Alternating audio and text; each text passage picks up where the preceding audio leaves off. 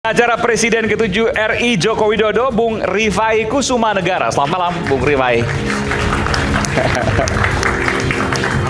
Jadi tanggal 6 sidang baru, kabarnya begitu? Betul, jadi akhirnya kita tetap masuk ke pokok perkara dan Pak Jokowi komit untuk hadir dalam sidang pemeriksaan saksi beliau sebagai korban. Oke. Hadir, bukan Zoom tapi hadir offline. Hadir langsung dan biasa, bertindak seperti warga biasa, hadir di pengadilan dan memohon keadilan pada peradilan. Kita berikan tepuk tangan untuk Bung Rifai Kusumanegara, silakan di tengah.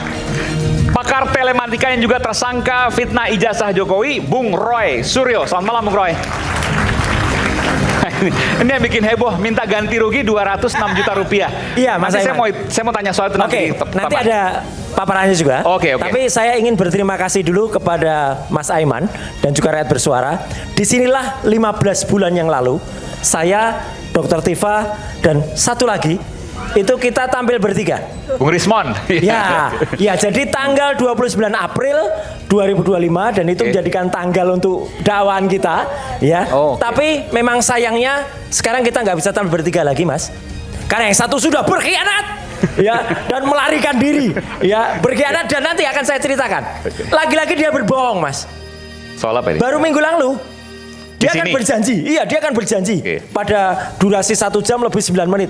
Ini presentasi saya, silahkan. Kemudian kalau mau dikopi dan dianalisa. Saya minta ke redaksi iNews.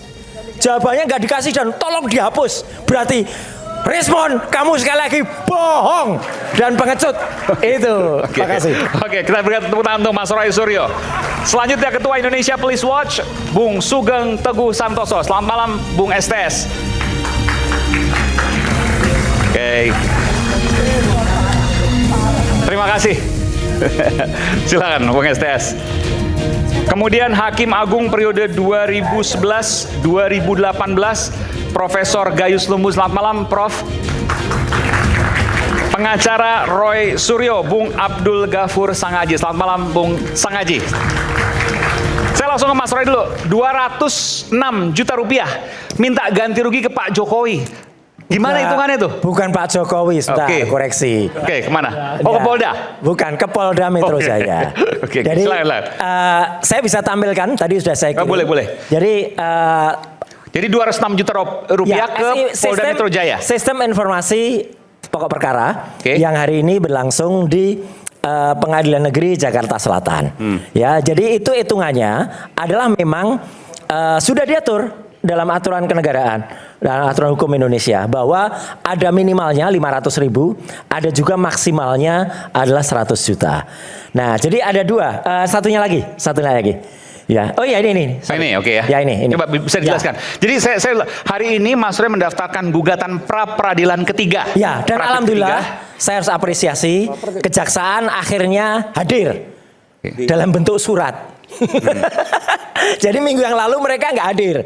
Terus kemudian membuat diundurnya persidangan. Jadi yang bikin mundur-undur siapa? Bukan kami. Ya, yang bikin mundur itu adalah pihak turut termohon atau kejaksaan. Tapi tadi mereka hadir, suratnya hadir. Mereka bilang mereka akan ikut semua putusan, meskipun mereka nggak hadir lagi. Nah, jadi tadi ini waktu itu kita saya jelaskan dulu ke pemirsa, banyak yang belum terupdate. Jadi hari ini Mas Roy mendaftarkan pra peradilan ketiga yang isinya adalah ganti rugi sebesar 206 juta rupiah ke Polda Metro Jaya. Polda Metro Jaya. Hitungannya dari mana dan kenapa bukan kemudian Jokowi ada? Bukan, Polda Metro Jaya. Karena pada saat pra peradilan pertama, alhamdulillahnya kami, ya saya dengan para tim kuasa hukum termasuk Mas Ghafur Sangaji di sini, ya itu dimenangkan tadi dikabulkan. Waktu itu ada penangkapan, kemudian penggeledahan dan juga penahanan yang tidak sah. Nah, dalam aturannya yang tidak sah itu bisa dimintakan kerugian. Itu justru adalah ide itu justru muncul dari hakim tunggal pra peradilan, yaitu dari Pak I Ketut Darmawan. Jadi boleh diajukan tapi harus terpisah. Makanya minggu yang lalu, ini tanggalnya minggu yang lalu waktu itu ada di ketika register, kemudian disidangkan minggu yang lalu, kemudian hari ini sudah mulai karena para pihak semuanya sudah hadir, termasuk termohonnya adalah Polda Metro Jaya, turut termohonnya adalah pihak kejaksaan. Nah, 206 juta, saya sebenarnya ada tampilan satu lagi, tapi tadi katanya gambarnya kurang jelas, tapi saya sudah kirimkan yang jelas. Intinya 206 juta itu dari, nah ini. Moga-moga bisa kelihatan ya. Ada 106 juta itu kerugian material, ya. Jadi kerugian material itu bisa dihitung, Mas. Jadi misalnya saya dalam 4 hari waktu itu diamankan ya, di rumah sakit kan waktu itu adalah saya tidak bisa hadir di dalam satu acara undangan. Kemudian saya tidak bisa hadir juga di dalam sebuah hal lain. Demikian juga para kuasa hukum kan ada hitungannya, gitu loh. Per harinya itu ada argonya. Ya, meskipun katakanlah itu pro bono, tetapi kalau itu dirupiahkan, itu bisa. Hitungannya sudah ada. Tadi disampaikan detail. Ya, ada itu kerugian material ya. Kerugian materialnya adalah 106 juta. Kemudian ada imaterial. Nah, ini sesuai dengan aturan undang-undang. Imaterialnya adalah 100 juta rupiah. Apa itu misalnya? Itu imaterial. Jadi misalnya adalah shock yang kemudian dialami. Ya, kemudian kemudian di mana-mana ditangkap, Roy ditangkap, kemudian di jalan, ini kemarin ya ditangkap ya. Kok kayak kucing ya? Loh, gimana kok kayak kucing? Ya ditangkap kemudian lepas lagi. Nah, siapa yang bilang kayak kucing? Ya kan kayak orang kan bilang, kok kayak kucing tuh Mas gitu. Kenapa kayak kucing? Ya karena kalau kucing itu ditangkap bisa lepas lagi gitu. Nah, itu kan jadi Mas Roy diibaratkan seperti kucing.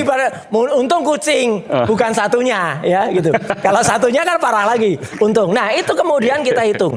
Nah, hitung 200. Tapi yang paling penting Mas Aiman, ini yang paling penting. Dan ini saya tegaskan sekali lagi di Rakyat Bersuara.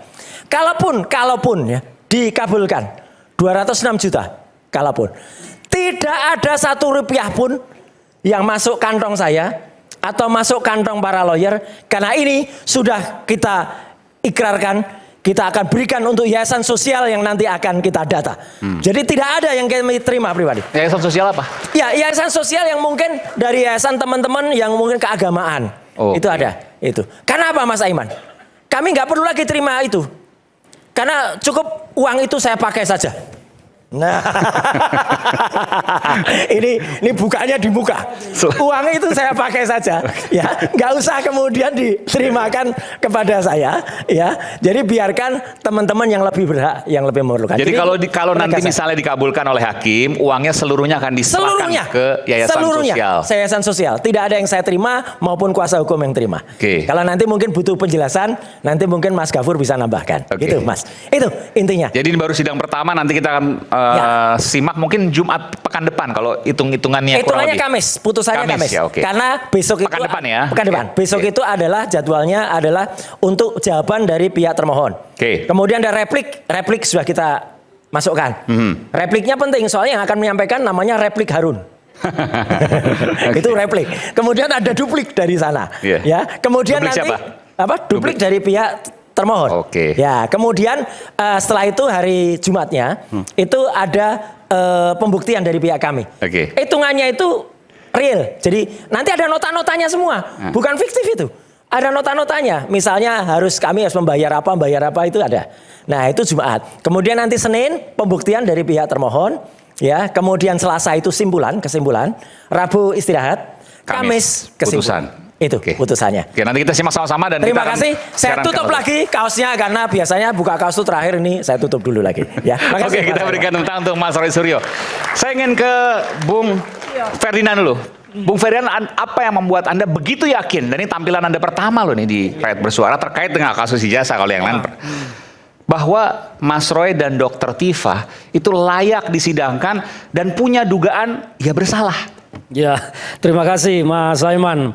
Sebelum saya bicara, saya menyampaikan saya di sini di deretan ini bukan sebagai pendukung Jokowi. Dan kalau ditanya saya di kelompok mana? Kelompok yang percaya ijazah Jokowi ada atau di kelompok yang tidak percaya ijazah Jokowi ada? Saya berada di kelompok yang meragukan adanya ijazah itu. Terima kasih Mas Aiman. Jadi saya mau bicara begini. Sejak awal saya mengikuti terus perkembangan termasuk eksepsi yang dimasukkan oleh rekan-rekan advokat Dr. Tifa bahwa ada beberapa yang saya cermati soal eksepsi terutama di poin error in persona dan error in objecto. Saya melihat bahwa eksepsi itu adalah poin yang terlambat. Kalau memang itu poinnya, semestinya dulu mengajukan pra-peradilan ketika ditetapkan sebagai tersangka. November 2025 berarti. Bukan di saat mengajukan perlawanan terhadap dakwaan. Karena dengan memasukkan itu dalam eksepsi, saya melihat justru teman-teman ini kok ragu dengan keyakinannya. Karena saya perhatikan selama ini teman-teman ini kan sangat yakin dengan penelitiannya bahwa ijazah itu kalau Mas Roy bilang kan selalu 99% palsu. Ya kan? Nah, artinya mereka sangat yakin, tapi kenapa kemudian mencari celah keluar dari pembuktian keyakinan mereka dengan mencari exit window dari dakwaan dengan menyatakan error dalam objek dan error dalam orangnya. Kalau bicara error in objecto dan error in persona, pertanyaan saya, kalau memang objek dan person yang mereka teliti adalah dalam tampilan berbentuk ijazah yang diposting oleh Dian Sandi, harusnya mereka mencari konfirmasi kebenaran terhadap Dian Sandi, tetapi tidak mendatangi UGM. Kalau mendatangi UGM artinya yang dikejar itu adalah Jokowi yang mantan presiden, bukan Jokowi yang personnya entah siapalah yang diposting oleh Dian Sandi itu. Jadi saya melihat bahwa pembelaan terkait dengan error in persona itu sudah terlambat dan tidak masuk. Nah itu kemudian putusan eksepsi kemarin itu kan hanya berbicara tentang bahwa rejim hukum yang dilakukan disampaikan oleh jaksa itu kan tidak jelas. Jaksa terlihat ragu menggunakan rejim hukum apakah KUHP lama ataukah KUHP baru. Mereka memasukkan pasal yang konstruksi hukumnya sama, pembuktiannya dalam dakwaan primer maupun dakwaan alternatif. Di sini pun saya bertanya-tanya Mas Iman, ini jaksa benar-benar ceroboh ataukah ini sebuah langkah strategis rekayasa untuk tidak menghadirkan Jokowi dalam persidangan? Maksudnya gimana? Karena kalau jaksa, ini kan sebetulnya kasus ini sudah disupervisi juga oleh KJHT, Kejaksaan Tinggi. Kenapa jaksa bisa seceroboh itu menggabungkan rejim KUHP baru dan KUHP lama dengan pasal yang konstruksi hukumnya sama? Jadi terlihat bahwa jaksa ini pun ragu mau mendakwa Dr. Tifa ini. Yang akhirnya kemudian diterima eksepsinya oleh hakim. Eksepsinya diterima karena jadi maksudnya gini, ini hipotesis ya. Iya. Maksud Anda, ini sengaja dibuat kabur supaya putusan selanya mengabulkan atau malah itulah pertanyaan saya. Sidang gitu. Itulah pertanyaan saya, benarkah jaksa seceroboh itu menyusun dakwaan? Karena menurut saya jaksa tidak seharusnya seceroboh itu. Tapi kan akhirnya bikin dakwaan baru. Ya, 6 Agustus sidang lagi. Ya, ini kan sesuai dengan aturan yang ada, jaksa kan punya 2 hak. Dan apakah melakukan perlawanan ke pengadilan tinggi atau dan itu tidak menjamin akan ada putusan sela kedua yang hasilnya sama dengan putusan sela pertama. Kalau perkara sudah begini, tidak ada lagi putusan sela. Nanti masuk ke dalam pemeriksaan perkara, tetapi putusannya di akhir. Apakah nanti eksepsi itu kemudian atau dakwaan itu kemudian juga dieksepsi dan diterima lagi, putusannya di akhir nanti, tidak lagi nanti di tengah. Tapi kalau seandainya begini, ini menjadi penting. Kalau seandainya dakwaan itu tidak jauh berbeda dengan hasil putusan selain pertama, prediksi Anda adalah? Kalau dakwaan ternyata setelah diperbaiki dan ternyata masih kabur, saya mau menyatakan jaksa merekayasa supaya Jokowi tidak hadir di persidangan. Dan sidang ini selesai, nggak akan bisa lanjut. Ya nggak jelas lagi nasibnya, nggak jelas lagi. Makanya di situ juga meskipun konsekuensinya Dr. Tifa dan Mas Roy ya bebas. Ya akhirnya perkara ini ya harus berakhir. Harus 0-0, 0-0. Dan apa yang ditunggu-tunggu oleh publik tentang kebenaran fakta ijazah Jokowi apakah tidak akan pernah terbukti tidak akan pernah terbukti. Oke, saya sedikit berhipotesis, nanti saya akan ke Prof Gayus ya. Jadi misalnya dakwaan dakwaannya tidak jauh berbeda, diubah pasti tidak jauh berbeda dengan dakwaan sebelumnya, maka sidang akan terus nanti jalan terus. Ada saksi-saksi yang dipanggil termasuk Pak Jokowi dong, terus semuanya termasuk Pak Jokowi kan. Betul lah, Pak Jokowi bisa datang nanti kemudian dari pihak Mas Roy, Dr. Tifa dan seterusnya pasti akan mencecar Pak Jokowi terkait dengan ijazah tersebut. Kan terbuka. Gimana kekhawatirannya? Contoh begini, nanti dakwaan masuk nih, sudah di informasi yang kita dapat bahwa jaksa telah mendaftarkan perkara baru, dalam hal ini dakwaan baru. Teman-teman kan tentu nanti akan melakukan perlawanan lagi. Tetapi tidak ada lagi putusan sela. Ini akan masuk ke dalam pokok pemeriksaan. Tetapi kalau ternyata perlawanan teman-teman nanti diterima, itu putusannya di belakang. Jadi di belakang nanti kalaupun ada pemeriksaan, ya akhirnya kalau eksepsi diterima, maka semua dakwaan dinyatakan ya gugur demi hukum, maka para terdakwa ya bebas demi hukum. Ya, resikonya itu ujungnya. Tapi bahwa prosesnya pemeriksaan saksi termasuk Pak Jokowi itu kan pasti akan dicecar nanti. Ya, akan dicecar. Ijazahnya seperti apa, tetapi bagaimana dan tentang seterusnya. Kebenaran ijazah kita tidak akan benar-benar nggak akan pernah terbukti. Mereka nanti nggak akan pernah terbuka. Nggak akan pernah lagi terbuka. Ini akan menjadi barang yang gelap. Dan kalau statement teman-teman selama ini mengatakan Jokowi akan hadir, ya itu semua tidak akan berguna. Nggak akan berguna. Nggak akan berguna. Maka itu yang saya katakan, ini jaksa sebetulnya kenapa? Apakah sengaja atau tidak? Karena bagi saya janggal. Jaksa menyusun dakwaan seperti itu menggunakan pasal yang konstruksi hukumnya sama di dalam dakwaan primer dan dakwaan alternatif. Ini kan pasalnya sama, kecuali di dakwaan alternatifnya pasalnya berbeda, ya pasti jalan. Anda punya hipotesis dugaan jaksa nggak akan mungkin sepolos itu? Menurut saya tidak mungkin, karena ini kan disupervisi juga oleh Kejati. Kenapa seperti itu? Dan mereka pasti paham tentang surat edaran Jampidum.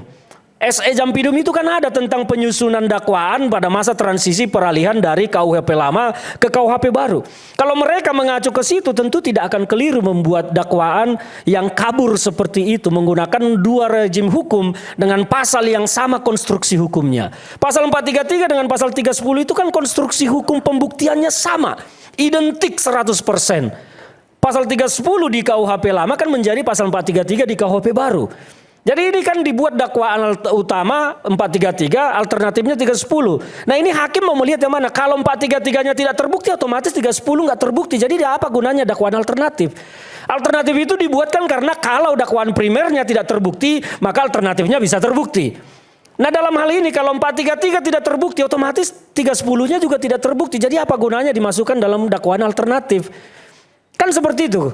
Ijazah tidak terbukti, Dr. Tifa dan Mas Roy dinyatakan bebas. Ya bebas merdeka, Kosong-kosong, tetapi kebenaran kembali tentang ke ijazah tahun lalu. kita tidak akan tahu. Dan Ini akhirnya menarik. sampai selamanya kita akan mendengar cerita ini menjadi hiburan rakyat. Luar Dan biasa. rakyat bersuara akan tetap menjadi hiburan bagi masyarakat. Oke. Ini menarik. Nanti saya akan ke Prof. Gayus. Sesaat lagi kita akan dalami nanti. Kami akan segera kembali. Menarik.